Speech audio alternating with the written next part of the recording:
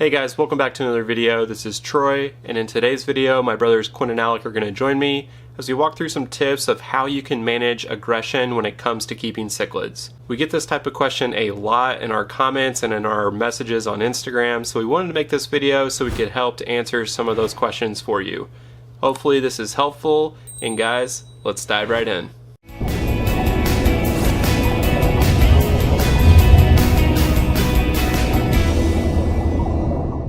So if you have ever kept cichlids, you have probably run into some form of aggression. Even the most peaceful of cichlids can still be aggressive at times, especially when you have multiple males or if you have breeding in your tank. There are a lot of different variables that can go into this, making it not really an exact science, but we have about 10 different tips in this video that should point you in the right direction.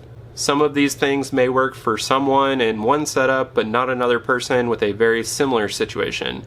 And there are also different nuances when keeping American cichlids versus some of your Lake Malawi African cichlids. So Quinn and I are going to talk through some of the considerations when it comes to Central and South American cichlids, while Alec is going to chime in here with some of the different considerations for African cichlids. So without further ado, let's get into it. What's up guys, Quinn here. So tank size and dimensions may be the most important part for managing cichlid aggression.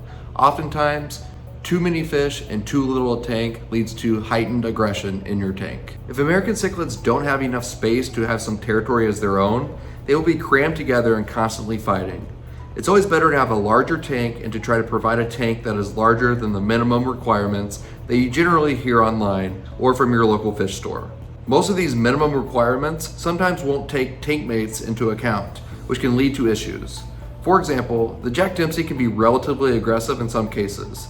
But if you provide a larger tank like my 110 gallon here, you have much better chances of things working out. Larger tank sizes are better for African cichlids as well. For Mbuna, the extra room and rock work can give fish space to hide out. For peacocks and haps, the larger tank size gives much more open water to swim back and forth. I basically have a minimum tank size right now for these predator haps, so I wouldn't be shocked if aggression does pop up later. However, I am getting a larger tank soon, so hopefully I'll be able to avoid any major problems. Another tip on managing cichlid aggression is to do your research on compatible tank mates before buying the fish. For some of your larger American cichlids, like green terrors, Jack Dempseys, Oscars, and Severums, you'll typically want to find tank mates that are similar in size and temperament. We have done multiple videos on tank mates for some of our favorite cichlids, with more to come, which would be a great resource as well. It could also be a really good idea to choose different shapes of cichlids when it comes to your American cichlid tanks. If American cichlids see others in the tank that look like them in terms of shape and color, they could see them as competitors for food and territory, so it's always good to have a mix of shapes in your tank if you're keeping a tank full of different cichlids. For African cichlids, I usually recommend Mbuna, peacocks, and haps be kept with their own species. Peacocks can sometimes work with Mbuna or haps, but if you were to put these big predatory haps with smaller Mbuna, you almost definitely will have aggression issues, and likely some Mbuna will become an expensive meal for your haps. Maybe the biggest piece of advice I can give when dealing with aggression with American cichlids is to have plenty of line of sight breaks in your tank. This means having plenty of decor when it comes to rocks, plants, driftwood structures, and especially having some of these that reach to the upper levels of the aquarium so that there's always line of sight breaks throughout the tank. When it comes to your Central and South American cichlids, if they can see each other in the tank at all times, there's going to be issues. It's just a matter of when and where. So I highly recommend a lot of different rock caves and structures if you have Central American cichlids, and definitely a lot of different driftwood pieces if you have South American cichlids. This not only mimics their natural environment and makes them comfortable in your tank, but it also provides those line of sight breaks that are so important. I've had multiple times in this tank when my Severums are starting to fight a little bit, or the Oscar and Chocolate, but once they are able to just swim away and get behind a piece of driftwood, the aggression subsides and everything is good. So if you're setting up a Central and South American cichlid tank, or you currently have one running, just make sure you have plenty of decor that reaches up to the upper levels of your tank and providing plenty of hiding spots throughout the tank in case one of your cichlids starts being a bully. In this tank, since it is on the smaller side for predator haps, I opted for more open water swimming space as they grow rather than line of sight breaks. But as these fish get bigger and aggression undoubtedly becomes more of an issue, I do plan on providing these fish with another upgrade along with the bigger tank, and that is more rocks in the form of an overhanging rock background, more rocks from the bottom coming up vertically. So if any fish is getting chased, they can get around that corner and the chasing fish will forget about it and focus on something else. So this tip is more for American cichlids, but adding dither fish can help reduce aggression.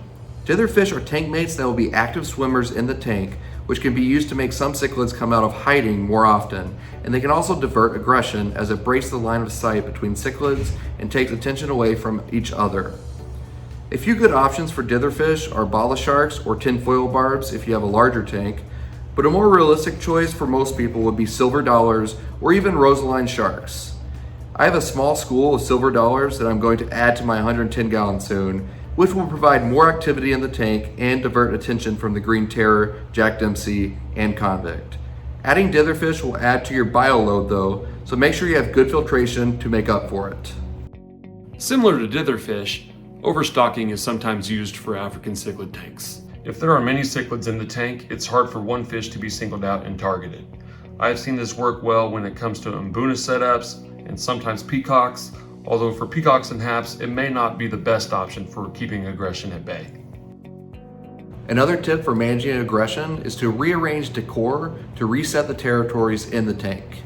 This can sometimes work well with American cichlids, as they'll sort of reset and claim different areas of the tank, which can sometimes work.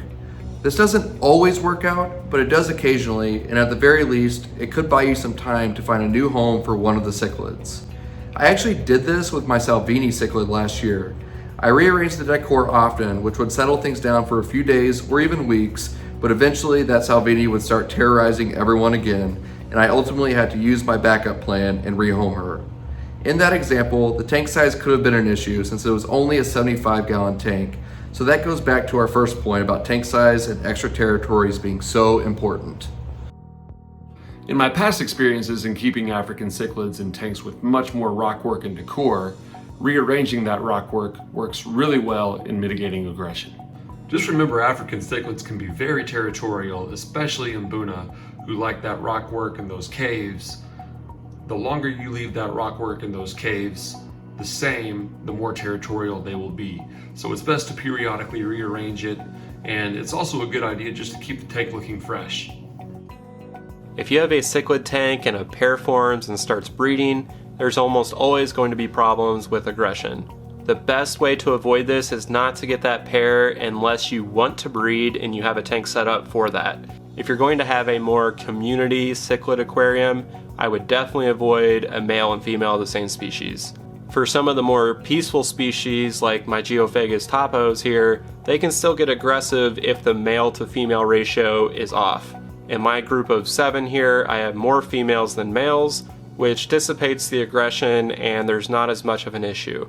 I have had a few of these geos attempt to breed, and when they were doing that, they were much more aggressive towards their tank mates, chasing people around the aquarium, when normally they're a really peaceful fish. So the main takeaway is that breeding can cause huge problems in your tank if that pair forms and they start defending their territory really fiercely. Even some of the more docile cichlids can become a problem if they go into breeding mode. One of the best tips for minimizing aggression in an African cichlid tank is have no females. Having a breeding setup can be a lot of fun and an exciting challenge. Just be ready for the extra aggression and have a backup plan just in case. When you have larger American cichlids, it can be a challenge adding new fish to an established tank. There are a few things I would recommend doing to limit aggression when adding fish. I always like to add a group of fish together, if at all possible, to avoid one new fish getting singled out and attacked. I'm going to be adding my 4 silver dollars together to my 110 gallon to avoid any one of them being a target. Another good practice is adding the new fish with the lights off, or even right when the lights are going off for the night. The previous fish may not notice the fish as they are sleeping and be less likely to fight the new guy right away. You could also rearrange decor a bit when adding fish to reset the territory some and make it a level playing field for each of the cichlids in the tank. One other thing to keep in mind, which is more of an indirect cause of aggression issues, is just the overall stress of the fish in the tank.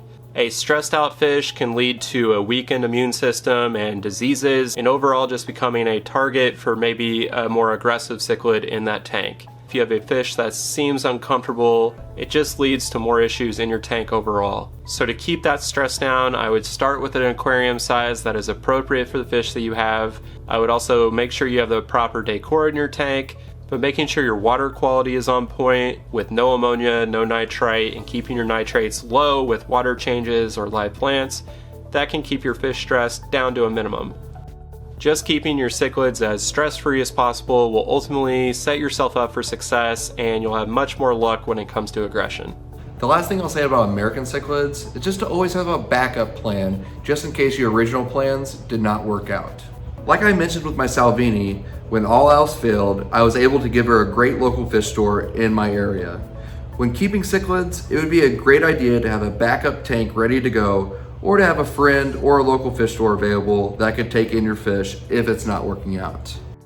Another great backup option is just having an appropriate quarantine and medical tank ready to set up if you ever need to pull out a fish. If you're able to pull out the jerk in the tank and leave them in a quarantine setup for a while, it could kind of reset their mood, but more than likely they'll stay the way they are, in my experience at least.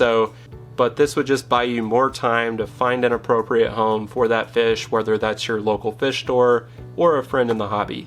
Another great temporary solution is just having some sort of divider for the tank, whether that's like an egg crate or anything that just divides up the two sides of the tank. Overall, I don't love this method long term as it dramatically reduces the tank size for each of the fish, but really it can buy you some time if you're trying to find a good home for your fish. Okay, so that does it for today's video. I hope you found those different tips helpful, and if you ever have questions, you can leave those down in the comments section or DM us on Instagram and we'll try and get back to you. Thanks again for watching, and we'll see you next week.